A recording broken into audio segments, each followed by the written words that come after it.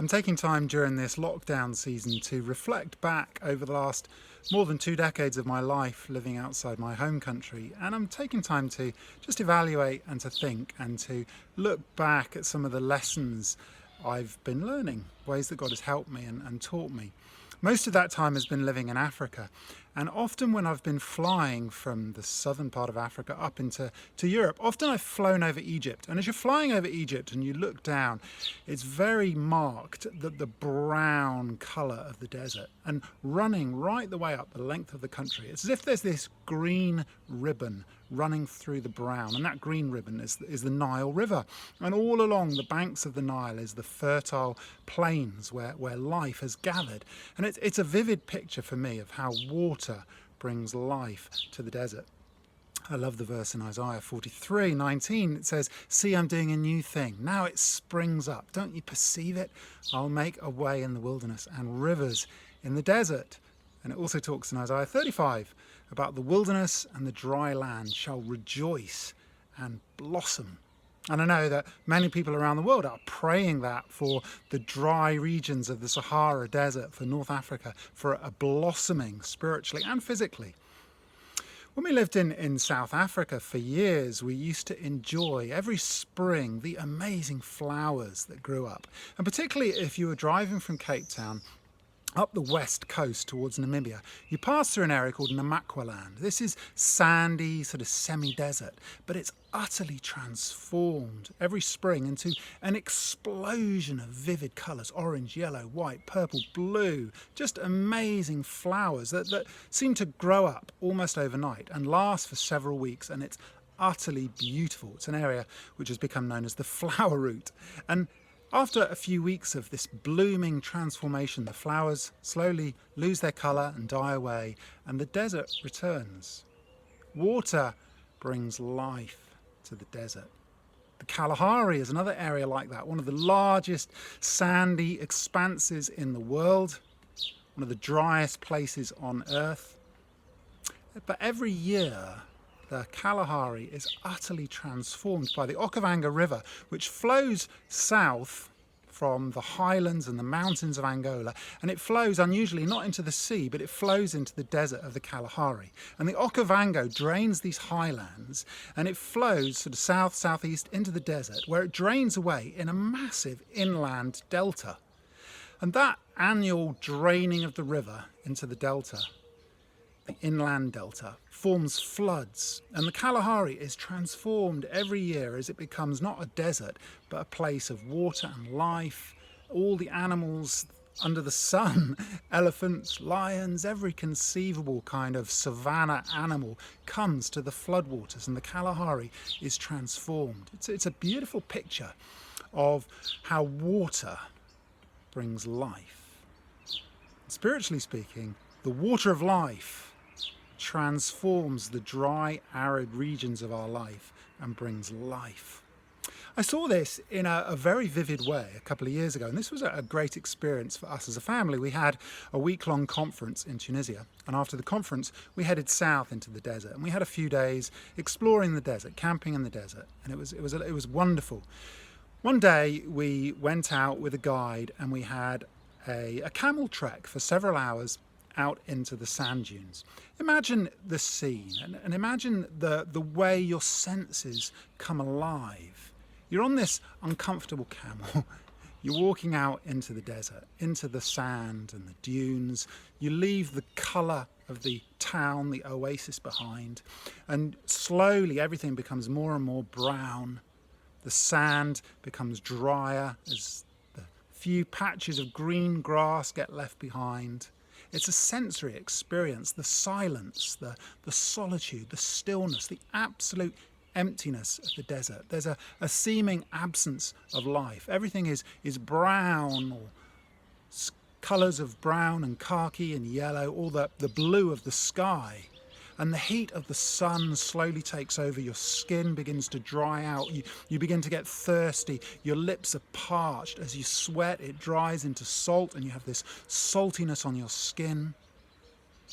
In the silence, with no noise of animals, you become more attuned to the tiny noises around you, the scrape of the camel's hoof on the sand. There are no flies. And the wind begins to pick up. After several hours out, you're walking, you're hot, you're dried out in the sun, and then the wind picks up. And at first it's a refreshing wind. It brings a breeze, it brings a change. But then you see the change in the colour in the sky, and the sand begins to blow on the wind. And you cover your face, but the sand is finding its way into all the holes in your clothing. Sand is filling every imaginable orifice, and it's uncomfortable. You're exhausted, and the sand is becoming your enemy.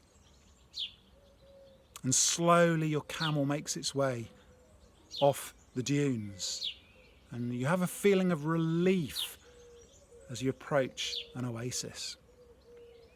This whole experience, which went on for several hours, reminded me of Exodus chapter 15. I spent some time reading out there in the desert how Israel went for 3 days and found no water.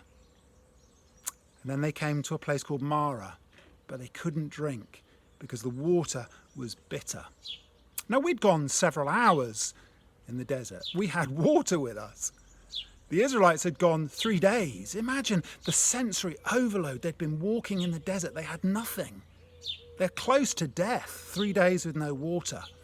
And this is far worse than a mirage.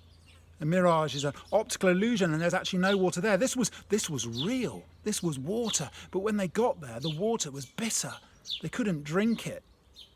Their hopes were dashed. They were disillusioned. This was a place of despair, Marah, bitterness. This was a place of not enough. Fortunately for us, after our few hours walking in the desert, we entered the lushness of a green oasis. Huge palm trees providing shade. And under the shade of the palm trees, smaller plants growing. A water source, a waterhole, which was being irrigated, and channels of water going around all the palm trees, and smaller plants being able to grow because the palm tree roots held the moisture in. So the smaller plants are growing up. Chickens pecking away at the ground. Hundreds of birds all around. Cats and dogs and donkeys and people and houses and noise. And the shade of the trees provided a place of shelter. It provided a place where life could grow. It provided a place of vibrancy. And we went to the waterhole and we dived into the water and we swam, and it was a refreshing, replenishing coolness. After the heat of the sun and the sand and the wind and the dried up skin, the water brought life, cleanness, clarity of thought, refreshment. It tells us in Exodus 15 that from Marah the Israelites moved on. It says that then they came to Elim, where there were 12 springs of water and 70 palm trees, and they camped there by the water. Imagine how they felt. They'd had these 3 days in the desert with nothing. Then they had the disillusionment of bitter water. Now they've come to Elim. This is a place of plenty. This is a place of more than enough. 12 springs of water for 12 tribes. There's more than enough for everybody. This is a place where people can flourish. And 70 huge palm trees. And 70, often in the Bible, seems to be a picture of the nations. There are 70 descendants of Noah listed in Genesis in the table of the nations in chapter 10. And so 70 could be interpreted as a picture of the nations. So maybe this is a picture of when Israel is feeding from the water of life. There is more than enough, and it's a blessing to the nations of the world. And after all, that is what the call of God on Israel always was. So the oasis becomes a place of flourishing. The desert is transformed from dry sand into a place where all forms of life can flourish. It's a community. Now, I've lived in hot and dry places for the last 20 plus years.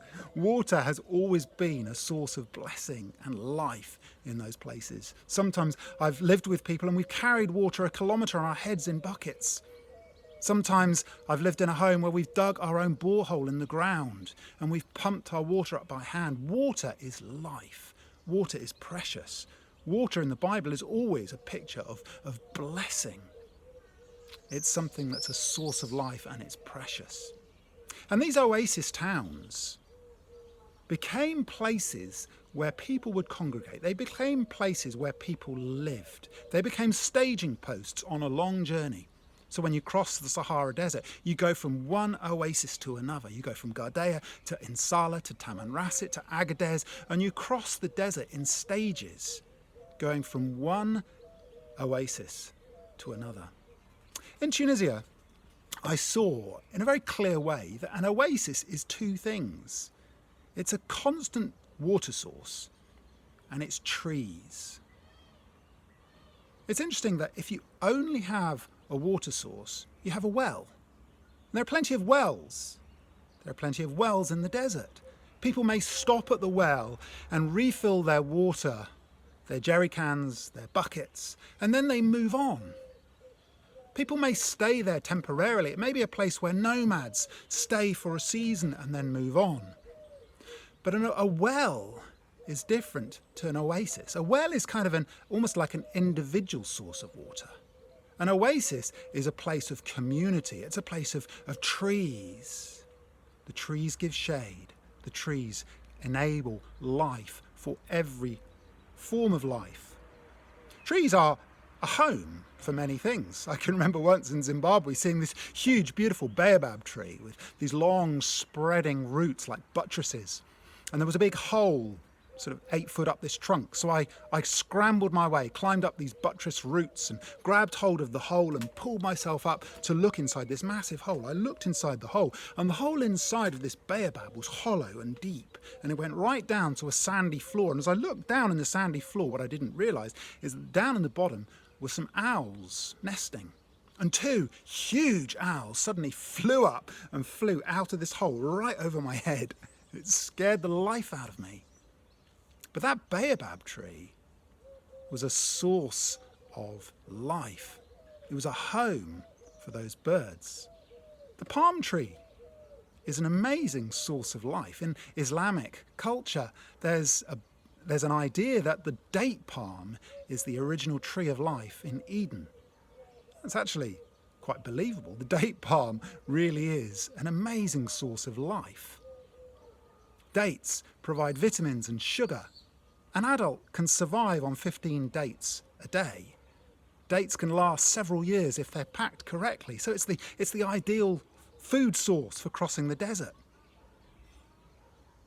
From date stones, you can make soap, eyeliner. From the leaves, you can make baskets and carpet. From the fibre, you can make rope and nets and brushes and mattresses and cloth.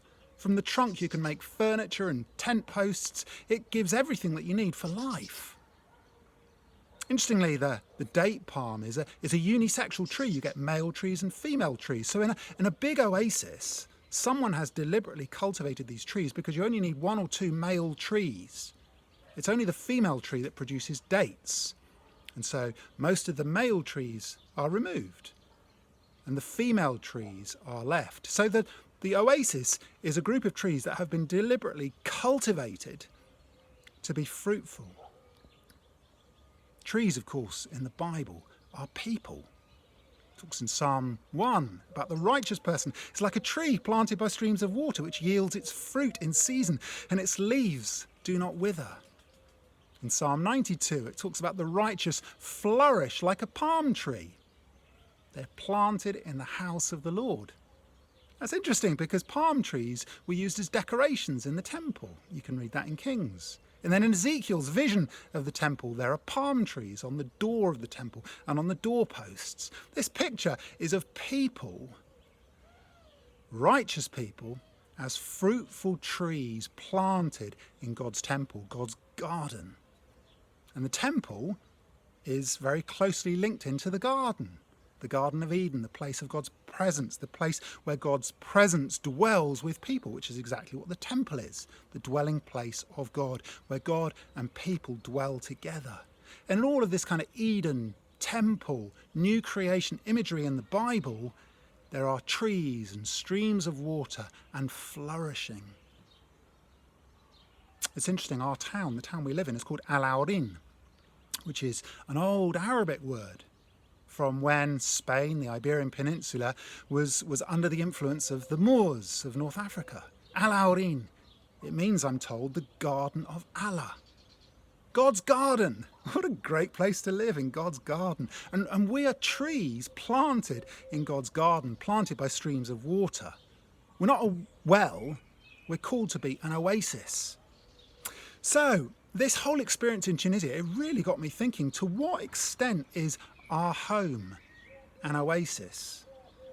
Are we deliberately cultivating a place where we bring life, where there's an open, welcome hospitality for people to come in and find in our shade and in our shelter a place of replenishment and a place where they can thrive and flourish? I love the way the oasis is a place of life flourishing in all its forms, from insects to birds to chickens to small plants, flowers, trees. All forms of life flourish in an oasis.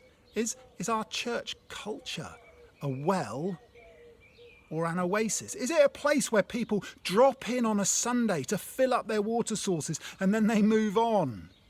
Or are we the people of God?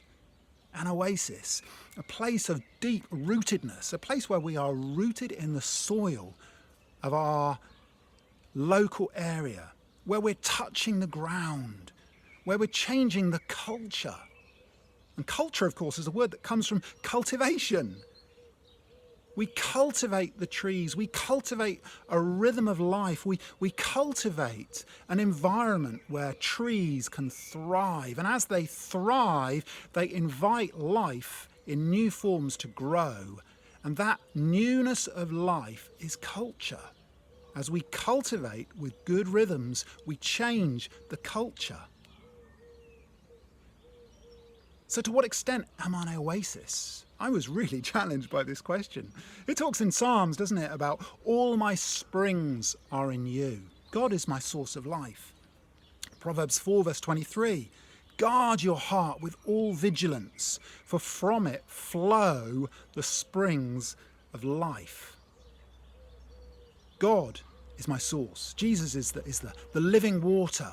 He is the spring, but I have a responsibility to guard my heart, to keep it with all vigilance, like a vigilante, ready to defend my heart, because from it flow the springs of life.